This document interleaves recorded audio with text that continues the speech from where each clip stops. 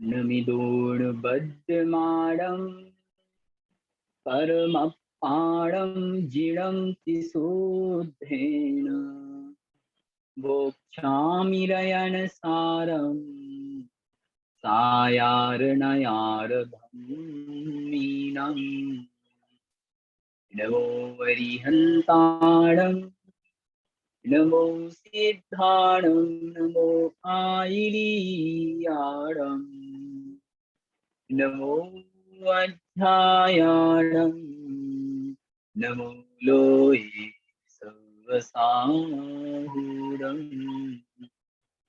देवादिदेव श्री शवदेव भगवान की जय। परम पूज्य आचार्य श्री कुंद कुंद महाराज की जय। परम पूज्य आचार्य श्री विद्यासागर जी महामनिराज की जय। जय सार ग्रंथ राज की जय। सभी के लिए जय जय। पिछली कक्षाओं में गाथा नंबर 142 तक अपन ने स्वाध्याय किया। आज 143 नंबर गाथा सभी निकाल लें अपनी पुस्तकों में, जिनके पास पुस्तक अवेलेबल है। 142 नंबर गाथा में कौन से भाव शिव गति में कारण होते हैं, इसके बारे में अपन ने समझा, अथवा यूं कहें कैसे भाव से रहित अवस्था मोक्ष अवस्था होती है, यह कथन पड़ा। आज 143 नंबर गाथा में कौन कौन से भाव मोक्ष गति में रहते हैं, इसका वर्णन अपन देखेंगे गाथा से।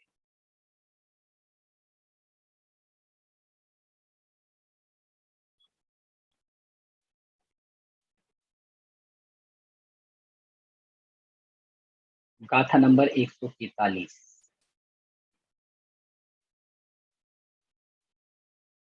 हेडिंग है, थोड़ा प्रिंटिंग मिस्टेक है।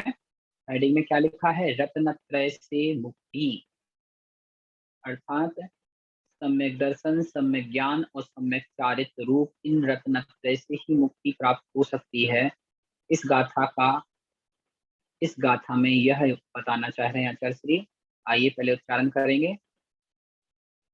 रय रय णत णत तये तये, 3 भागों में विभक्त किया उच्चारण सीखने के लिए। पहले कैसे करना? रा और या, रय णत, आदाता ता में आदाता है, उसको णा के साथ पढ़े। णत तये, रय णत तये, कर णत तय। यहाँ पे भी 3 भागों में विभक्त करके उच्चारण सीखना है। कर णत तय, कर णत तय, जोड़ के कैसे पढ़ेंगे? कर णत तय, रय णत तय, कर णत तय, जो गत तय। इसे भी 3 भागों में विभक्त करें। जो गत तय, जोड़ के पढ़ें। जो गत तय, गुप्ति गुप्ति तय। इसको भी 3 भागों में अपन तोड़ सकते हैं, पदच्छेद कर सकते हैं। कैसे करना देखना है। गुत, ता में छोटी की मात्रा लगी है और उसके बीच में आधा ता भी है, तो आधे ता को गु के साथ पढ़ें। गा में ऊ की मात्रा गु के साथ आधे ता को पढ़ें तो क्या बनेगा? गुत। फिर ता में छोटी ई की मात्रा और उसके आगे भी आधा ता है, तो पद क्या बनेगा? तित, गुत तित। और जोड़ के पढ़ेंगे तो गुत तित तय, गुत तित तय। पहले बोले गुत, उसके बाद तित, उसके बाद तय। जोड़ के पढ़ेंगे तो क्या उच्चारण निकलेगा? गुत तित तय विशुद्धिहिम, विशुद्धिहिम। ध्यान रखना, जो दा है, दा के ऊपर एक ही मात्रा लगी है, वो दा आधा है, इसलिए उसको विशुद्ध के साथ पढ़ें तो पद बनेगा विशुद्ध। और धे धा जो नीचे है उस पे एक ही मात्रा लग जाएगी और धेहिम ये पद बन जाएगा। तो उच्चारण कैसा रहेगा? विशुद्धेहिम, विशुद्ध दातक रोकें, विशुद्धेहिम, विशुद्धेहिम पूरी पंक्ति मिला के पढ़ना है। ऋण तय करण तय जोगत तय गुत्थित तय विशुद्धेहिम। पुनः देखो, ऋण तय करण तय योगत तय गुत्थित तय विशुद्धेहिम। अब एक साथ हिल्लो में, ऋण तय कर्ण तय योगत तय गुत्थित तय विशुद्धेहिम। दूसरी पंक्ति, संयुक्त तो यहाँ पे भी आधा था और पूरा था, ता में ओ की मात्रा तो, संयुक्त तो पहले क्या पढ़ना, सा में अनुस्वार को जोड़ के पढ़े, सा और अनुस्वार बनेगा पद सन, छोटा जा में छोटे ऊ की मात्रा और आधा ता, जुत, संयुत तो, संयुत तो, जोई, जोई, तो शिव गई, शिव गई, पह नायगो हुई, तो शिव गई पहनायगो हुई। पूरी गाथा का उच्चारण करें, पहले सुने उसके बाद उसका उच्चारण दोहराएं।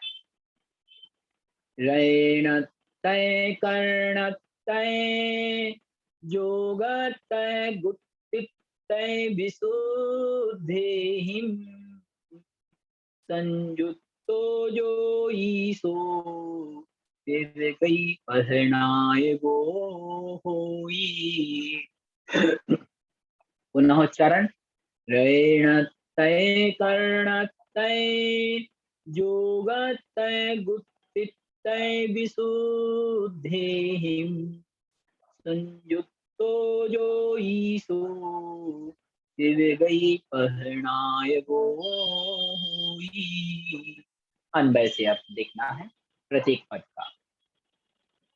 जो पद अध्याहार से प्रसंग से ले लें, जो अर्ना जो, जोई माने जोगी, दूसरी पंक्ति का दूसरा पद, जोई माने जोगी, जो जोई अर्थात जो जोगी, जो योगी, जो मुनि पहली पद पे पहुंच जाए, प्रथम पंक्ति में रैणतय, रैणतय यानी रत्नत्रय, रत्नत्रय कौन सी है ध्यान रखना, रै के पीछे त्रय लगा है, त्रय माने तीन, त्रय कौन से हैं तीन, सम्यक दर्शन, सम्यक ज्ञान और सम्यक चारित्र, इन तीन को रत्नत्रय कहते हैं, तीन प्रकार के रत्न हैं।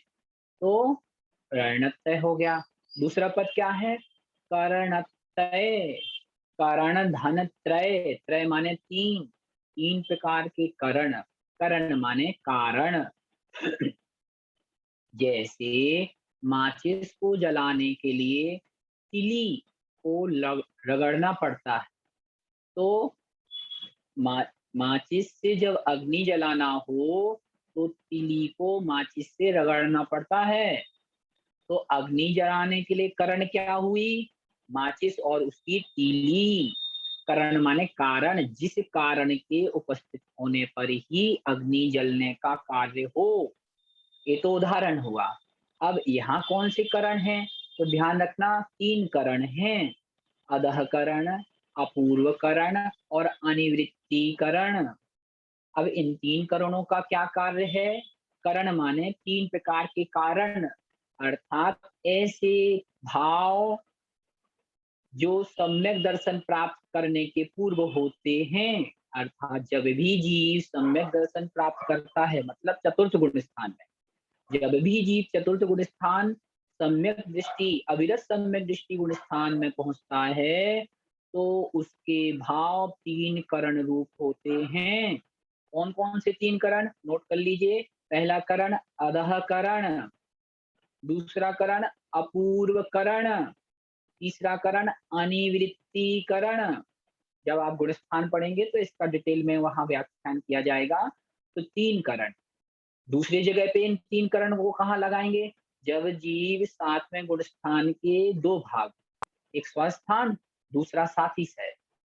सातिशय से शुद्धोपयोग की अवस्था प्रारंभ होती है। तो जब जीव सातिशय अवस्था से ऊपर जाएगा अथवा अर्थात 8वें 9वें गुण स्थान में जाएगा, तब वहाँ पे भी जीव के अधःकरण, अपूर्वकरण और अनिवृत्तीकरण रूप भाव होते हैं। अर्थात उपसम श्रेणी और छपक श्रेणी में जब जीव रहता है, तब भी उसके इस प्रकार के भाव होते हैं। इस प्रकार के पहला अधःकरण, अधःकरण माने इसको आप सामान्य रूप से समझ सकते हैं। अधःकरण माने जिसमें अधः माने विशुद्धि का परिणाम अधः स्तर पे है, यानी कम स्तर पे है। अपूर्वकरण अर्थात अपूर्व अपूर्व भाव जिसमें हो रहे हैं, जैसे भाव पूर्व में नहीं हुए, उससे भी विशुद्ध से विशुद्धतर भाव जिसमें होते हैं, इसी की अपेक्षा से अनिवृत्तीकरण में जाएंगे तो अपूर्वकरण और अधःकरण से भी उत्कृष्टतर परिणाम अनिवृत्तीकरण में होते हैं।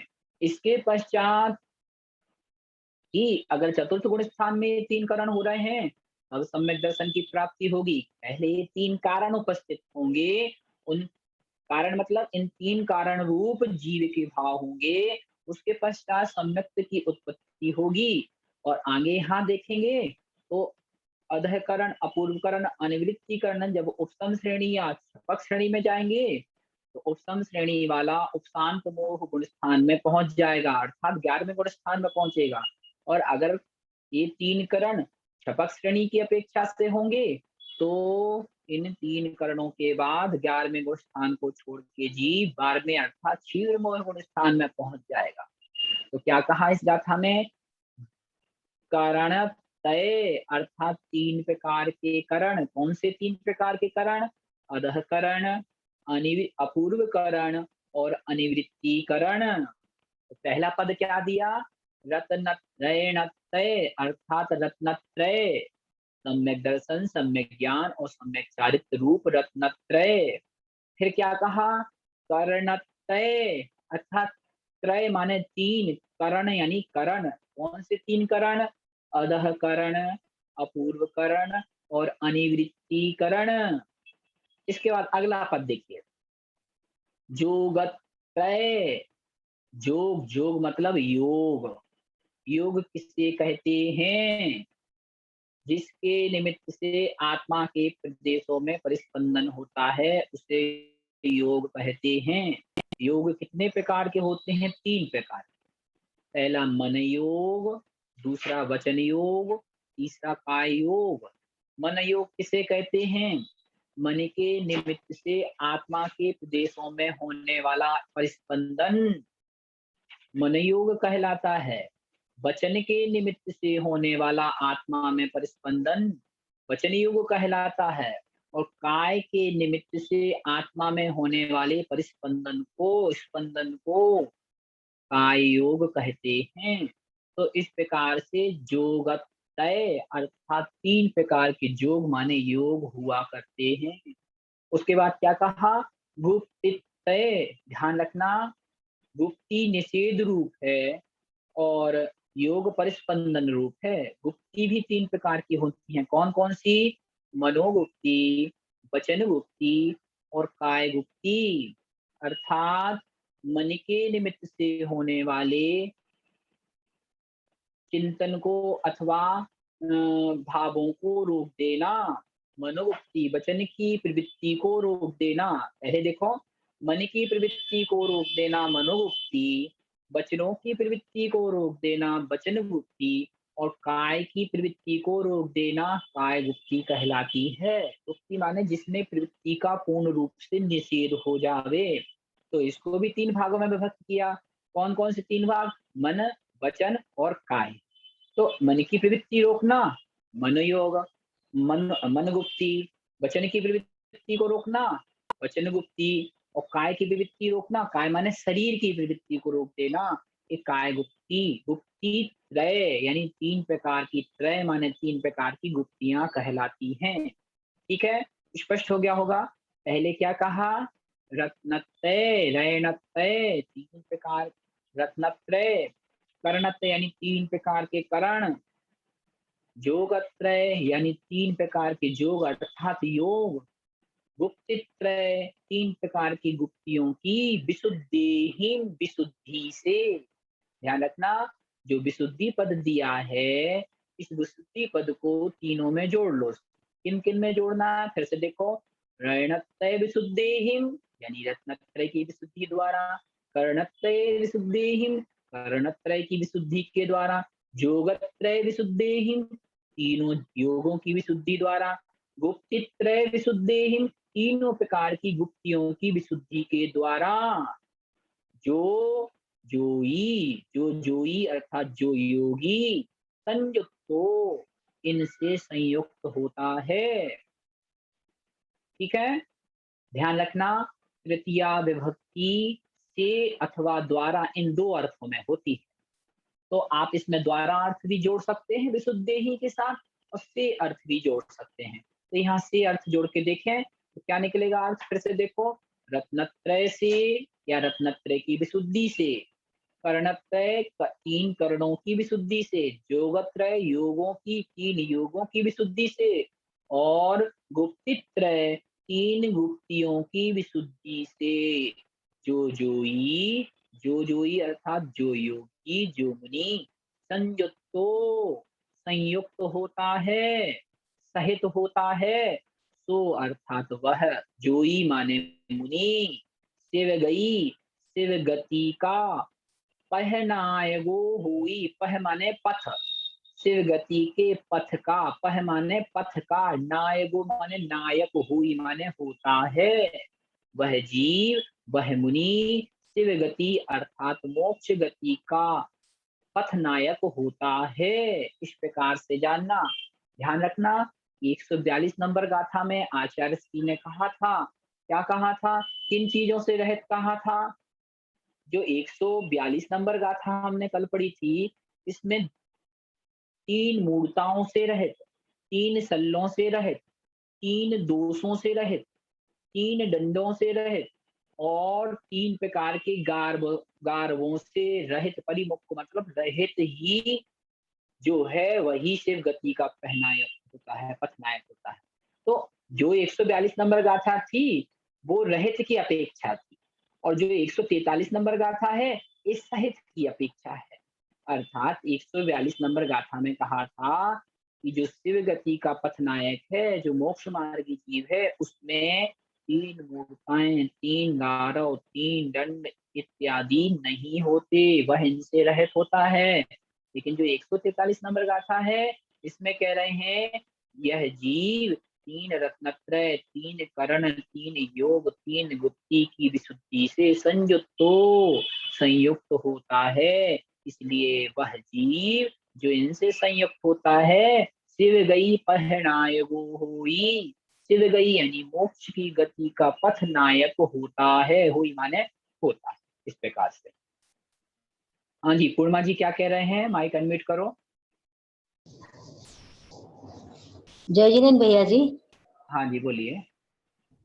ये जो तीन करण बताए हैं, तो ये कौन कौन सी अवस्था में होते हैं तीन करण? मैंने अभी बताया ना आपको, जब जीव सम्यक प्राप्त करने के प्रति अग्रसर होता है तब भी ये तीन करण होते हैं, मतलब चतुर्थ गुण स्थान से पूर्व। तो सम्यक प्राप्ति के पूर्व जो विशुद्ध से विशुद्धतर भाव हो रहे हैं, वे इन तीन करण रूप होते हैं।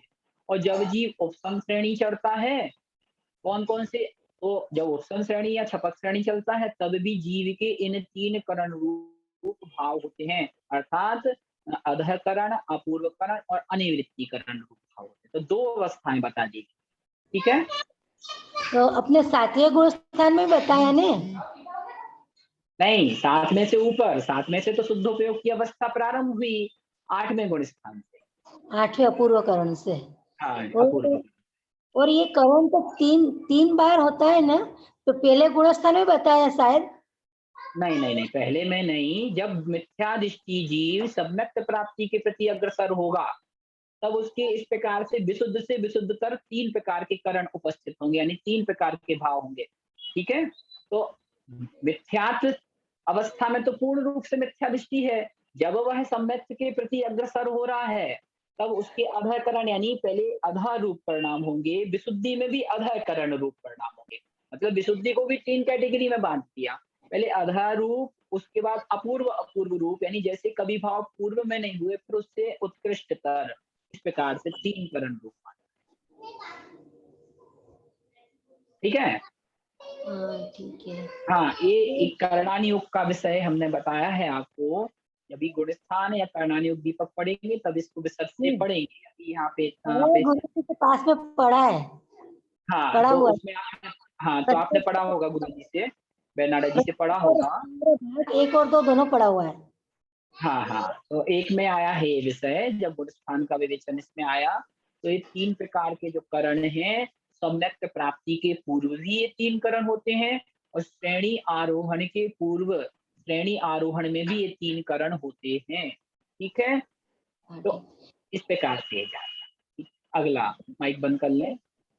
अनिवृत्तीकरण की परिभाषा बता दीजिए। अनिवृत्तीकरण। अनिवि अनिवृत्तीकरण अर्थात अपूर्वकरण से भी अपूर्वतर जहाँ भाव होते हैं जीव के, उसे अनिवृत्तीकरण गुणस्थान के भाव जानते हैं। तीनों में भावों की विशुद्धि की अपेक्षा से यहाँ वर्णन किया गया है। अधःकरण रूप, अपूर्वकरण रूप, अधः माने अधः यानी निम्न, निम्न अपूर्व निम्न। माने हाँ, अधः माने निम्न कहलाता है, सबसे यानी सबसे लो क्वालिटी में। ठीक है? अपूर्वकरण माने पूर्व की अपेक्षा से नए-नए नवीन भाव हो रहे हैं। कभी भी नहीं हुए इससे ना परिणत। जो भाव पूर्व में नहीं हुए वो भाव आगे-आगे हो रहे हैं, अपूर्वकरण हो गया। अनिवृत्तीकरण में उससे जो भाव अपूर्वकरण में हुए उन भावों से भी विशुद्धतर भाव होना, वो अनिवृत्तीकरण होता है। ठीक है? हाँ ठीक है। हाँ जी। नरेंद्र जी कुछ कह रहे हैं, अनम्यूट करें माइक और वीडियो भी। हाँ जी, बोलिए। जय जिनेन्द्र। जय जिनेन्द्र। जय, मैं ये कह रहा था, जो रिद्धि गारव है, रिद्धि गारव, ये पुस्तक पिछिया कमंडलू से संबंधित किस प्रकार होता है, इसे एक बार फिर बता दीजिएगा प्लीज। हाँ, देखिए, हाँ, सुन लीजिए, 3 प्रकार के गारव बताए थे, जिसका मैंने कल आपको कोटेशन भी व्हाट्सएप ग्रुप पे डाल दिया था। पहला गारव शब्द गारव अथवा रस गारव। रस गारव भी उसके लिए आता है और शब्द गारव शब्द भी आता है। शब्द गारव यानी कोई जीव जब उपदेश दे रहा है, प्रवचन दे रहा है, समझा रहा है किसी को, तो उसके जो वर्ण, जो उसका उच्चारण है, स्पष्ट प्रोनंसिएशन उसका निकल रहा है, तो उसको गारव हो जाए, अहंकार हो जाए कि देखो मेरा उच्चारण कितना अच्छा है, सब लोग मेरी वाहवाही करते। तो ये शब्द गारव अथवा रस गारव कहते हैं इसको। रिद्धि गारव जैसे मुनियों की अपेक्षा से लगाएंगे तो अलग लगाना है, श्रावक की अपेक्षा से अलग लगाना है। तो मुनि की अपेक्षा जैसे किसी मुनिराज है, कोई मुनिराज है, किसी मुनिराज की पिछी बहुत सुंदर है, उन्हें अपनी पिछी बहुत अच्छी रखने का मतलब अंदर से इच्छा रहती है, ध्यान रखना है, होता है ऐसा। कोई मुनिराज अपना कमंडल है, उस कमंडल को पेंट करके रखते हैं, कोई सफेद रखते हैं, कोई काला रखते हैं, कोई अलग प्रकार से रखते हैं। तो किसी का नया कमंडल है या कोई कुछ है, तो उस कमंडल को देख के उन्हें गारव हो, देखो मेरा कमंडल नया है, देखो मेरा कमंडल उत्कृष्ट है, मेरी पिछी उत्कृष्ट है, मैं जिस पाटे पे बैठता हूँ वह उत्कृष्ट है। तो इस प्रकार का जो गारव है, या मेरे शिष्य बड़े विद्वान हैं, मेरे शिष्य चारों गतियों में राष्ट्र संत कहलाते हैं, या वर्तमान में उनको राष्ट्र संत कहा जाता है, मैं उस चेले का शिष्य गुरु हूँ, मेरा जो शिष्य है बहुत प्रसिद्ध है, राष्ट्रपति भी उसके पास आता है। इस प्रकार का जो गारव होता है उसे रिद्धि गारव जानना चाहिए, मुनि की अपेक्षा। पुस्तक से संबंधित भी हो सकता है, ये पुस्तक से। हाँ, पुस्तक से, किसी ने कोई पुस्तक लिखी, राइटर है कोई, किसी ने कोई ग्रंथ लिखा, उसको उसका गारव हो जाए, देखो मैंने इतना अच्छा ग्रंथ लिखा है, इस प्रकार। ठीक है जी, धन्यवाद। ठीक है जी। तो ये 3 प्रकार। और तीसरा गारव था सात गारव। सात गारव माने भोजन पदार्थ, यानी जो खाद्य पदार्थ हैं उनकी मोह माया में मस्त होकर अहंकार रूप वृत्ति करना, इस सात गारव कहा गया इस प्रकार से। ठीक है भैया जी। तो इस प्रकार से ये रत्नत्रय से मुक्ति। तो 142 नंबर गाथा में क्या बताया था कि इनसे रहित अवस्था जब होगी तो मोक्ष सुख होगा। लेकिन इस 143 नंबर गाथा में क्या बताया जब इनसे सहित अवस्था रत्नत्रय से, कर्णत्रय से, जोगत्रय से, गुप्तत्रय की विशुद्धि से संयुक्त अवस्था जब होगी तो वो जीव शिव गई पहनाए वो हुई, तो वह जीव शिव गति के पथ का नायक होता है। इस प्रकार से समझना। ठीक है, 144 नंबर का।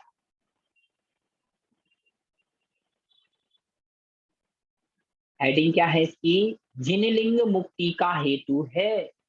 जिनलिंग अर्थात मुनि का लिंग, जिन अर्थात जिनेन्द्र, जिनेन्द्र का अर्थात निर्ग्रंथ लिंग, वह मुक्ति का हेतु है, कारण है, इसको यहाँ कह रहे हैं। आइए देखते हैं। जिण, जिण लिंग, लिंग, जिण लिंग, हरो, हरो जोई, जिण लिंग हरो जोई, विराय, विराय सम्मत। ध्यान रखना, यहाँ सा के साथ आदि माँ को उच्चारण करें और माँ के साथ आदिता का उच्चारण करें, और जो पूरा ता है उसको पृथक से उच्चारण करना है। तो कैसे करना, सुनो एक बार। सम्मत, सम्मत, पुनः देखो, सम्मत, संजुदो, संजुदो, राणी, राणी। पूरी पंक्ति देखें। जिनलिंग हरो जोई, विराय सम्मत संजुदो राणी। दूसरी पंक्ति। परमो, परमो बेखा, आधे का को पहले बोले और बड़े खा को बाद। बेखाइरियो, बेक तक रोके हैं पहले, आधे का तक रोके। बेखाइरियो, बेखाइरियो। ठीक है, बेखाइरियो, बेखाइरियो, शिव गई पहनायगो, शिव गई पहनायगो होई, होई। पूरी गाथा देखें।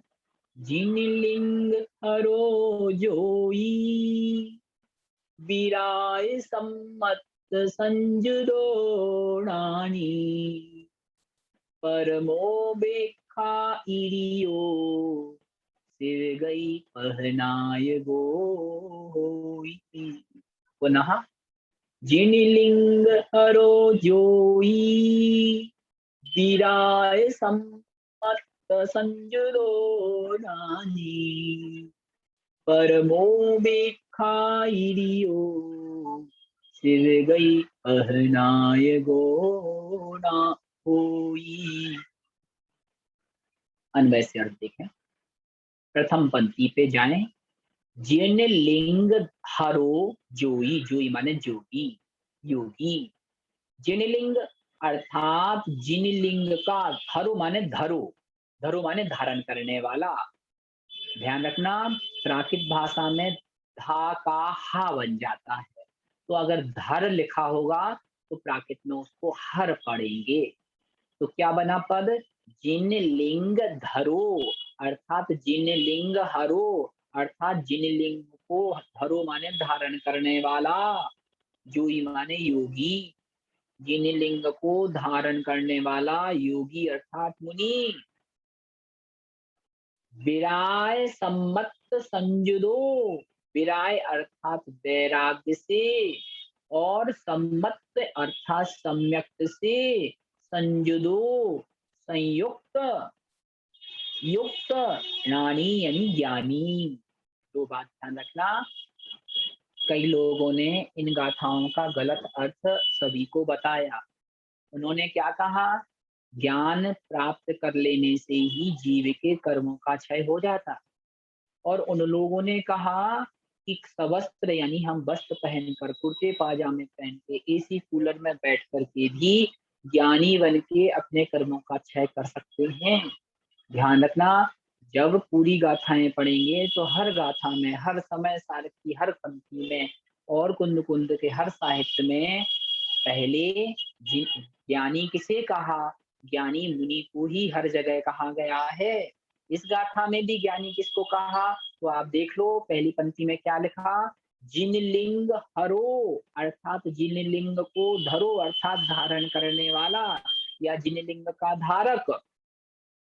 आगे क्या कहा, बेराय सम्मत संयुदो, जो बेराय अर्थात वैराग्य और सम्मत यानी सम्यक से, संयुदो यानी संयुक्त है, वैराग और सम्यक से संयुक्त है। लेकिन इसके पूर्व क्या पद दिया था, जिनलिंग धरो, जो जिनलिंग को धारण करने वाला है और उसके साथ में वैराग और सम्यक से भी सहित है, ऐसा नाणी, नाणी यानी ज्ञानी।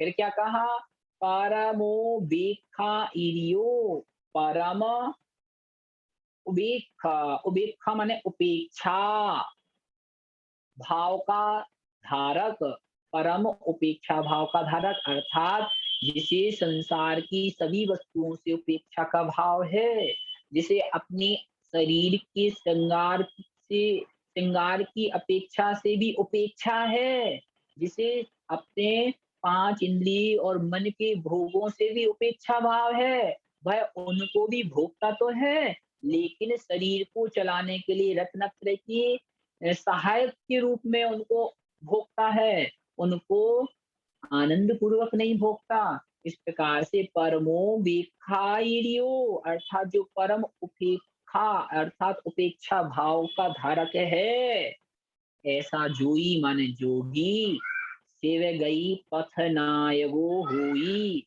शिव गई अर्थात शिव गई यानी मोक्ष गति का पथ नायक, हुई माने होता है। ध्यान रखना क्या कहा इस गाथा में, स्पष्ट कह दिया, शिव गई पथनायक हुई, शिव गति का पथनायक होता है। कौन होता है शिव गति का पथनायक? कौन पथनायक से मतलब समझ जाए, नायक माने नेता, पथ माने मार्ग को बताने वाला नेता, अग्रणी कौन होता है? तो फिर से देख लो पहली पंक्ति में कहा, जो जिनलिंग हरो, जो जिनलिंग को हरो अर्थात धरो, धरो यानी धारक है, जो जिनलिंग यानी मुनि अवस्था को धारण किए हुए है, और विराय सम्मत संयुदो, और वैराग और सम्यक से संयुक्त नाणी यानी ज्ञानी है, और परमो बेखाइरियो, और जो परम उपेक्षा अर्थात उपेक्षा भाव से सहित है, ऐसा जोई, ऐसा योगी, ऐसा मुनि ही शिव गई पहनाए वो होई, शिव गति का पथ नायक हुआ करता है अथवा होता है। इस प्रकार से समझ, ठीक है, स्पष्ट है। अब अर्थ में देख लो, जो योगी जिनलिंग का धारक है, जिनलिंग अर्थात जिनेन्द्र भगवान का लिंग, मुनि अवस्था का धारक है, वैराग्य और सम्यक से संयुक्त है, ज्ञानी है, परम उपेक्षा भाव का धारक है, वह मोक्ष पथ का नायक है। इस प्रकार से जानना। एक गाथा और यहाँ पे दी गई है, अष्टपाहुण की गाथा है, जो बहुत सुंदर गाथा है, इसलिए इस गाथा की आपको प्रथम पंक्ति में बता दे रहा हूँ। क्या कह रहे हैं इस गाथा में, नवी सिजई बत्थ धरो, जिन सासने जई होई तिथैरो, नग्गो ही मुख मग्गो, शेषा उमग गया शब्दे। इस गाथा को आप चाहें तो स्क्रीनशॉट करके रख लें, ये बहुत ही अच्छी गाथा है, और हर मुनि भक्त को ये गाथा, हर जिन शासन को मानने वाले को ये गाथा होनी चाहिए याद।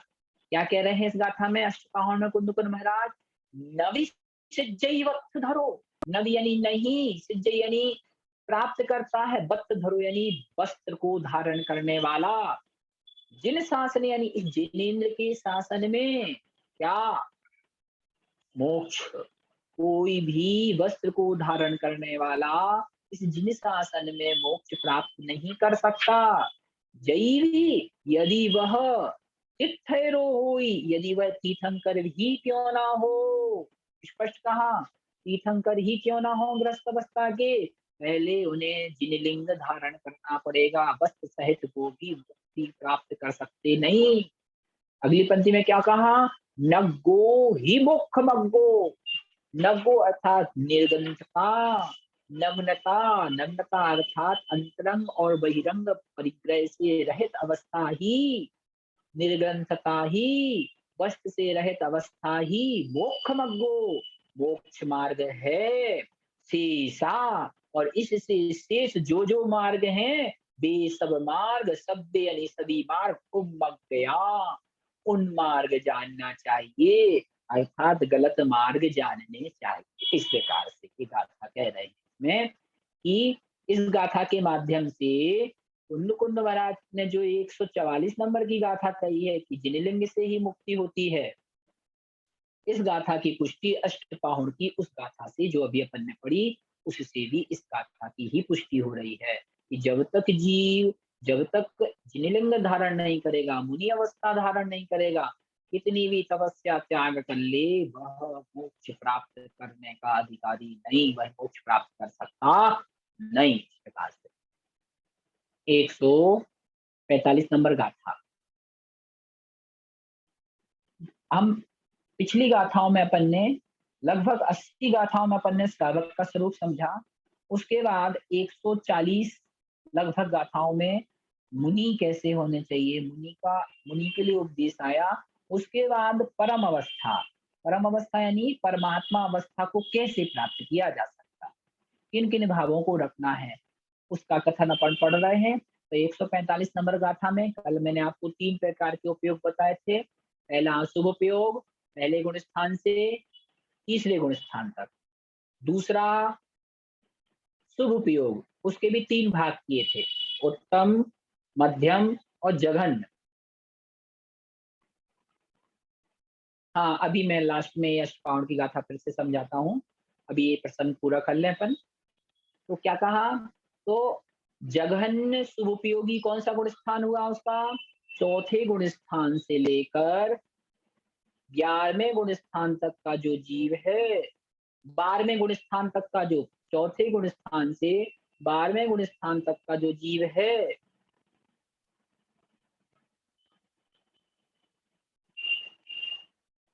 वह जघन्य शुभ उपयोगी है। और जो 13वें गुण स्थान वाला जीव है वह, नहीं यहाँ कुछ गड़बड़ हो गया, शुभ उपयोग, अशुभ उपयोग और शुद्ध उपयोग।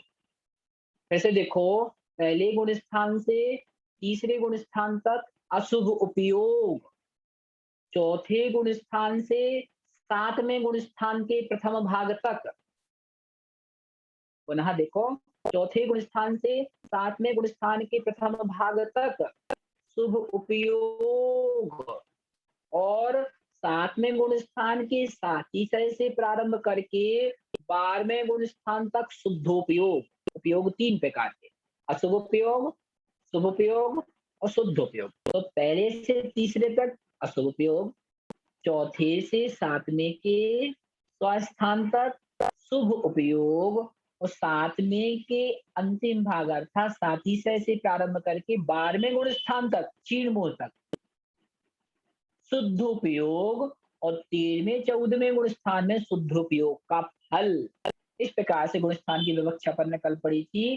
तो यहाँ कह रहे हैं शुद्धोपयोग से ही मुक्ति होगी। तो शुद्धोपयोग का प्रारंभ 7वें गुण स्थान के अंत भाग से प्रारंभ होता है, और शुद्धोपयोग की पूर्णता 12वें गुण स्थान तक रहती है, 12वें गुण स्थान में होती है। और शुद्धोपयोग का फल 13वें और 14वें गुण स्थान में संयोग केवली और अयोग केवली की अवस्था में रहती है। तो शुद्धोपयोग से ही मुक्ति है, इस गाथा में बता रहे हैं। क्या कह रहे हैं, देखिए, बही बही रब रब भंतर, बही रब भंतर, बही रब भंतर, विमुक्को गंथ विमुक्को, बहिरभ्यंतर गंथ विमुक्तो, शुद्धोप शुद्धोप, ध्यान रखना दा आधा है, दा को सु के साथ पढ़े और धा में ओ की मात्रा और पा के साथ पढ़े।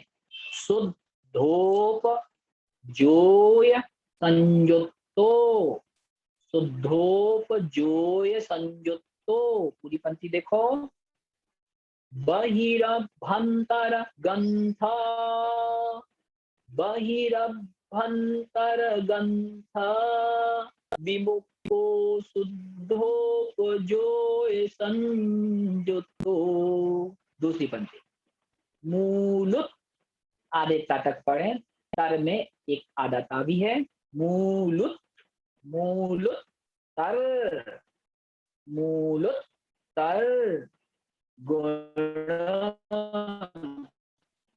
पन्नो, मूलुत्तर गुण पन्नो, शिव गई, शिव गई पहनाए गो होई। ये पंक्ति आपको 3 गाथाओं से मिल रही है, आखिरी वाली, शिव गई पहनाए गो, यानी शिव गति का पथनायक होता है होई। पिछली गाथा में भी ये थी, उससे पहले भी ये थी, उससे पहले भी ये थी।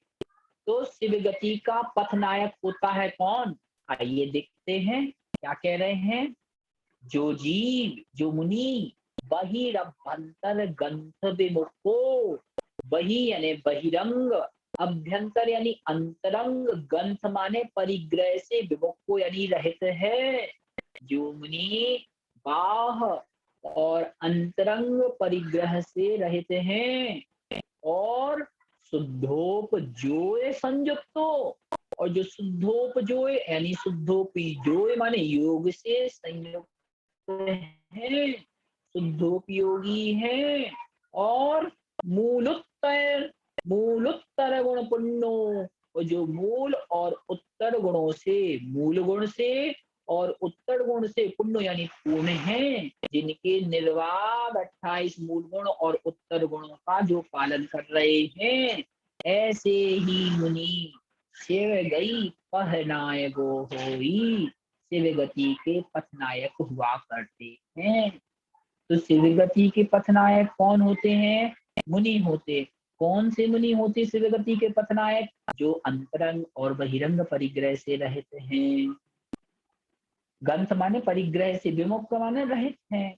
शुद्धोपयोग संयुक्त, जो शुद्धोपयोग से संयुक्त हैं। मूल उत्तर गुण पुण्यो, मूल और उत्तर गुणों की भावनाओं से, क्रियाओं से पुण्य यानी पूर्ण है, पूर्ण रूप से पालन कर रहे हैं। ऐसे मुनि ही शिव गई पहनाए गोरी, शिव गति के पथनायक हुआ करते हैं, मोक्ष मार्ग के पथनायक हैं। इस प्रकार से इस सरल है गाथा, इसके भावार्थ में देख रहे हैं क्या कह रहे हैं।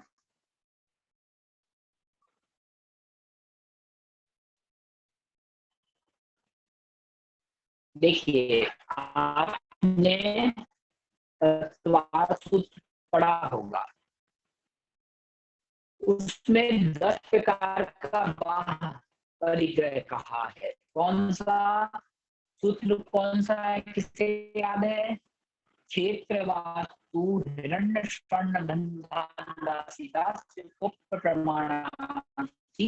क्रमाः, ये सूत्र अपन ने तत्वार सूत्र में पढ़ा।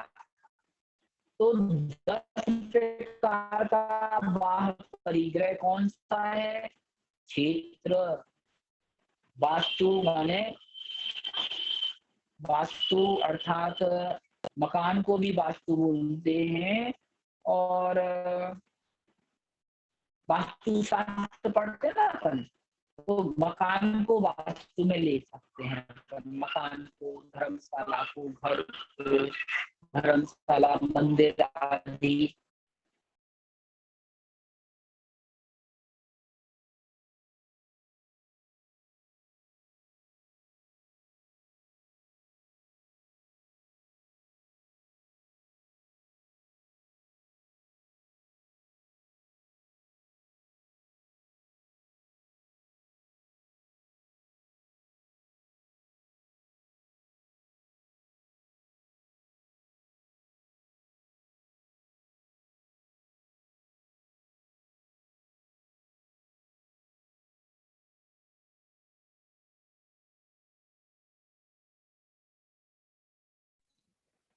तो यहाँ पे अपन 10 प्रकार का बाह्य परिग्रह के समय पढ़ रहे थे, अभी कुछ टेक्निकल फॉल्ट हो गया था। तो यहाँ क्या कहा, क्षेत्र, वास्तु, हिरण्य, स्वर्ण।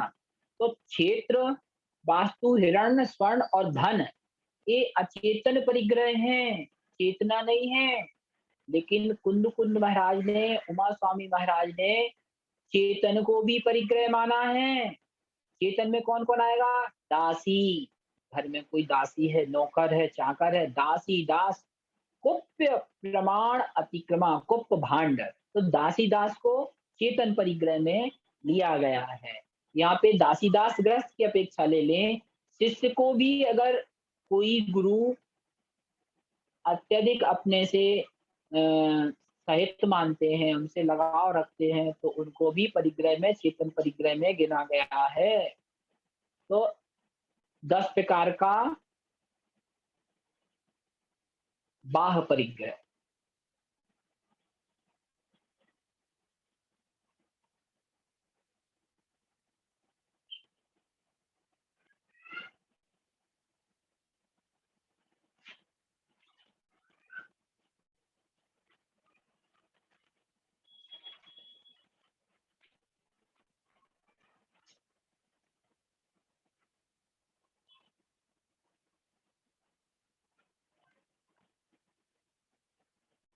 चौदह प्रकार का अंतरंग परिग्रह। तो 14 प्रकार का कौन सा अंतरंग परिग्रह है? मिथ्यात्व, क्रोध, मान, माया, लोभ और 9 कसाय, हास्य, रति, अरति, शोक, जुगुप्सा, स्त्रीवेद, पुरुषवेद और नपुंसक वेद। परिग्रहों से मुक्त, क्लियर हो गया? 9 कसाय और उसमें 5 कौन कौन से जोड़ देना है? मिथ्यात्व, क्रोध, मान, माया, लोभ। मिथ्यात्व, उसके साथ 4 कसाएं, क्रोध, मान, माया, लोभ और 9 कसाएं। कुल मिला के 14 अंतरंग परिग्रह हो गए। तो जो मुनि हैं वे 24 प्रकार के परिग्रहों से रहित होते हैं। 10 प्रकार के बाह्य परिग्रह यानी जिनको छोड़ा जा सकता है, जो बहिरंग में छोड़ने योग्य हैं, वो उनसे रहित होते हैं। और 14 प्रकार के अंतरंग परिग्रह अर्थात मिथ्यात्व, क्रोध, मान, माया, लोभ, हास, रथ, रति, अरति, शोक, भय, जुगुप्सा, स्त्री, पुरुष और नपुंसक वेद, इन 14 प्रकार के अंतरंग परिग्रहों से रहित, मूल और उत्तर गुणों से पूर्ण, एक भी मूल गुण में त्रुटि नहीं है जिनके, जो उत्तर गुणों को पूर्णतया पालन कर रहे हैं, ऐसे शुद्धोपयोगी मुनि ही मोक्ष मार्ग के नेता हैं। अर्थात जो योगी अपने शुद्ध आत्मा के बल से अपने स्वरूप में, अपने संयम में ठहरे हुए हैं तथा बाह्य व अंतरंग बाह्य प्रकार के तप के बल से, बाह्य और अभ्यंतर क्रोध आदि परिग्रह से जिनका प्रताप खंडित नहीं होता, जो अपने शुद्ध आत्मा में तप रहे हैं, जो वीतराग हैं, अर्थात शुद्धात्मा की भावना के बल से सर्व राग आदि दोषों से रहित हैं, जिन्हें न किसी से राग है, न जिन्हें किसी से द्वेष है, जिनका न कोई मित्र है, न ही जिनका कोई दुश्मन है, शत्रु है, ऐसे मुनि, और जो मूल और उत्तर गुणों से पूर्ण है, सुख में और दुख में समान है। अगर कोई उन्हें गाली देता है तो भी उन्हें उनसे राग नहीं है, और अगर कोई उनकी प्रशंसा करता है तो उन्हें उनसे कोई राग नहीं है, और कोई उनको गाली देता है तो उससे उन्हें कोई द्वेष नहीं है।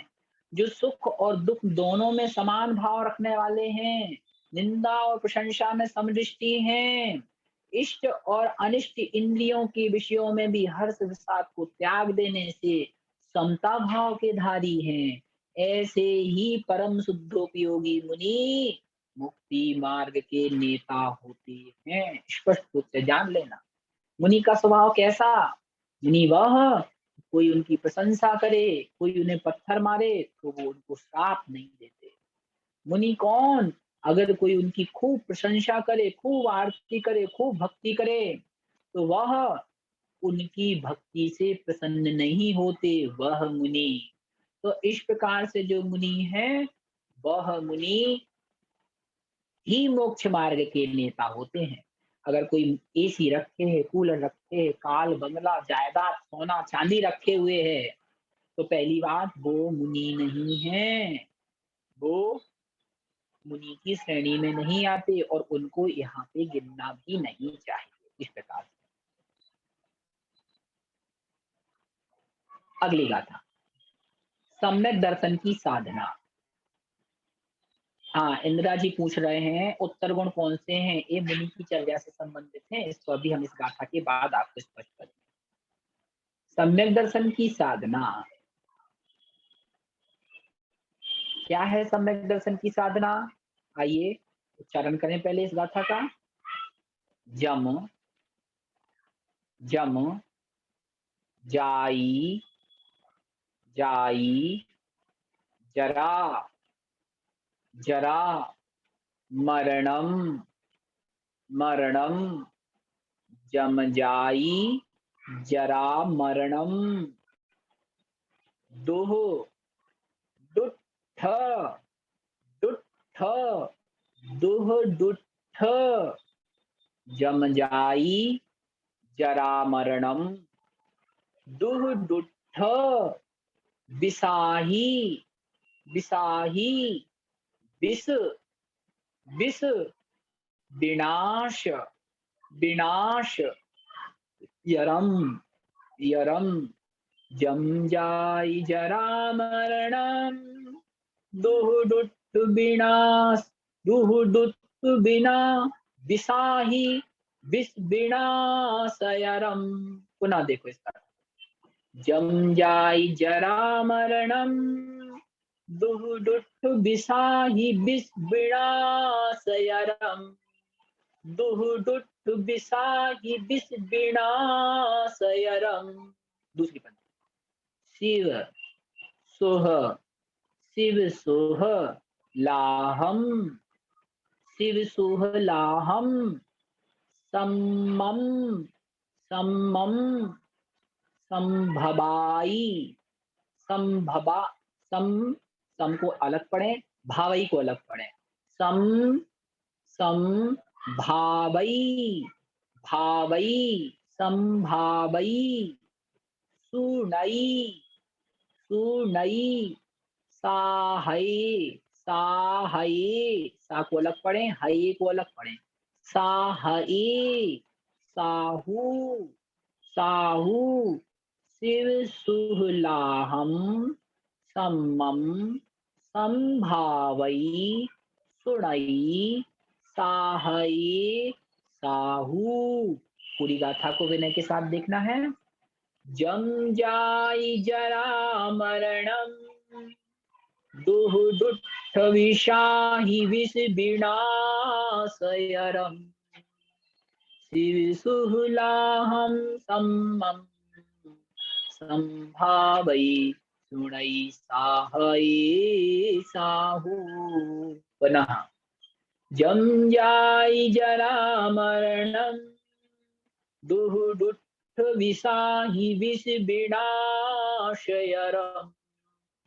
शिव सुहलाहम सम्मम संभावई सुनई साहई साहू। गाथा की हेडिंग क्या कह रही है? सम्यक दर्शन की साधना। आइए अन्वय से देख रहे हैं अपन।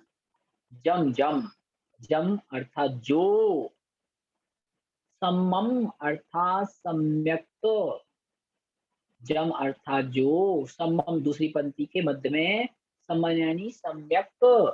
जाई जरा मरणम, जाई अर्थात जन्म, जरा माने बुढ़ापा, मरण माने मृत्यु।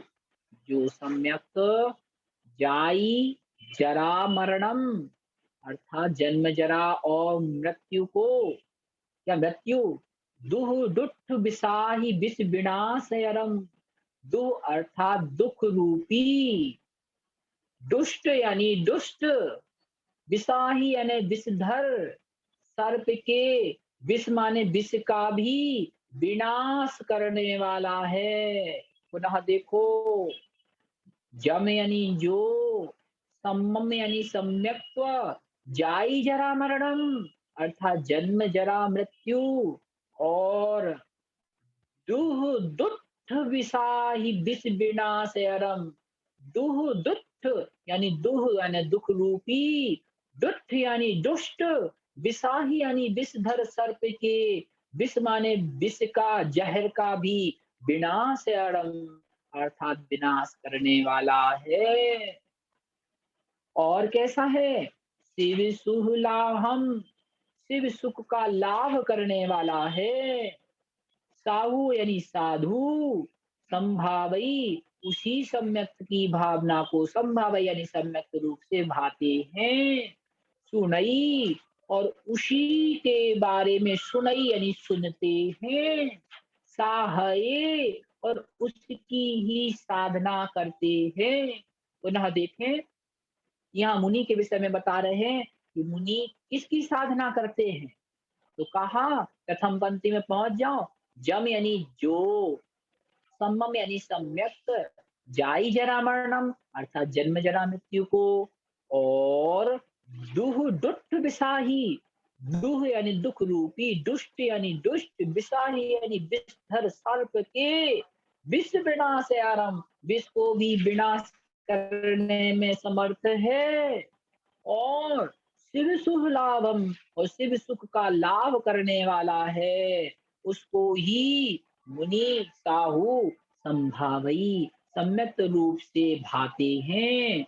सुनई उसको सुनते हैं, और साहये और उसकी ही साधना करते हैं। ठीक है, ध्यान रखना। यहाँ नरेंद्र जी पूछ रहे हैं यरम का क्या मतलब है। यरम मतलब कर्म।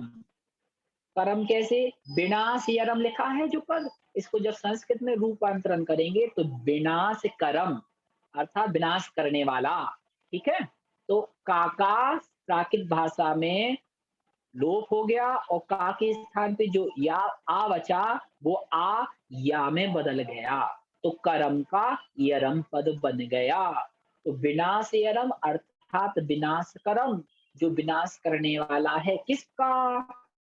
दुह दुष्ट, दुह दुष्ट विनाशही विष विनाशरम अर्थात दुष्ट, दुख रूप दुह अर्थात दुख रूपी दुष्ट सर्प के विष को भी जो विनाश कर्म यानी विनाश करने वाला है, और जो जाई जरा मरणम जन्म जरा मृत्यु को भी नष्ट करने वाला है। ऐसे सम्मम जो सम्यक्त है, उस सम्यक्त को ही साधु महाराज संभावई यानी अच्छी तरह से भावना भाते हैं।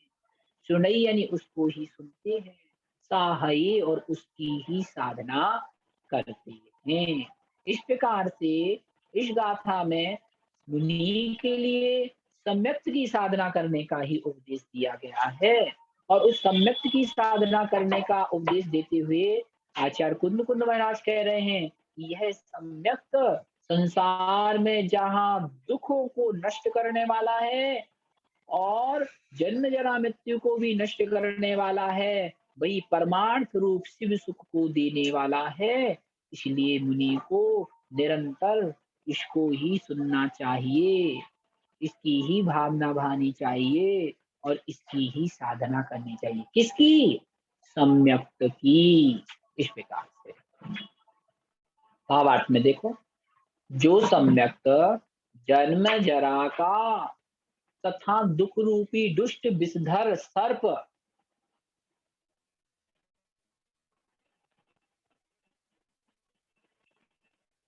के विष का नाश करने वाला है, शिव सुख का लाभ करने वाला है, साधु उसी सम्यक की भावना करता है, उसी के बारे में सुनता है, उसी की साधना करता है।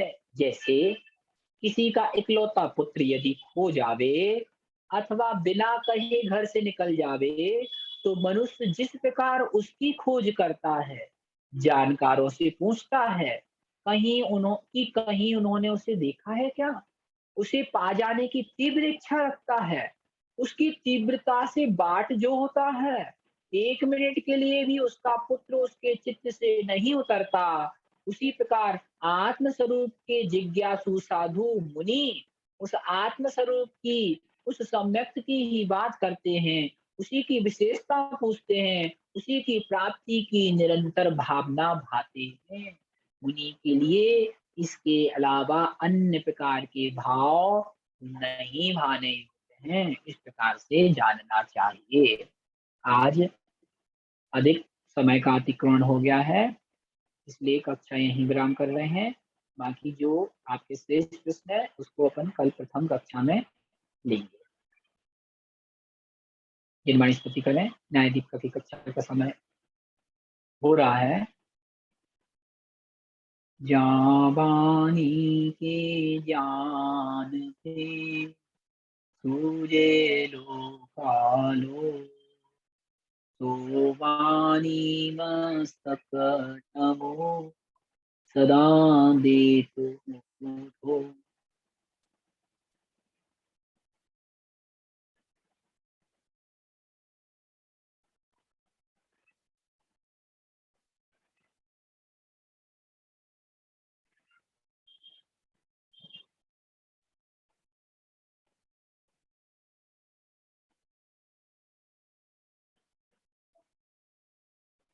राजस्थान में जिनवाणी माता 10 मिनट ज्यादा हो गया। ठीक है, सभी के लिए जय जिनेन्द्र।